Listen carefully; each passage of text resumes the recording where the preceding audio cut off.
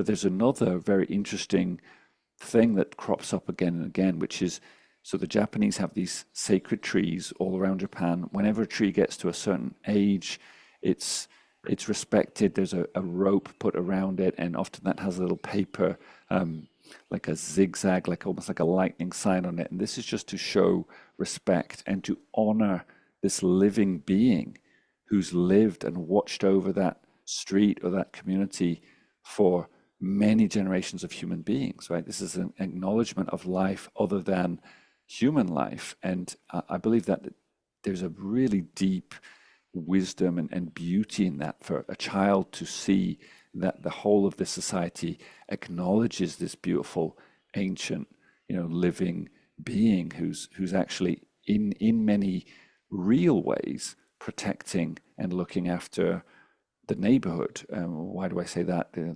We talk about that at some point, but basically the tree is not just a big umbrella, but it's also filtering out frequencies of light that we don't want, protecting us, and it shines through frequencies of light that are actually incredibly beneficial for human beings and kind of charge up our batteries. So a tree, especially a big, beautiful old tree, is a kind of a protector, if you like, or a being that's really, not just bringing its beauty and its, beautiful shapes and colors, but so much more to wherever it's placed. Now, what's interesting to me about that is if you look at different sages around the world, a lot of times they will, so for example, Gautama Buddha achieved enlightenment under the Bodhi tree, right? This is a big ancient tree.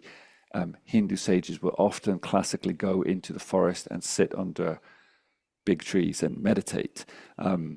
Even in the Christian tradition, there are saints who wanted to be in nature as much as possible, doing their prayer, praying around trees, having realizations around trees.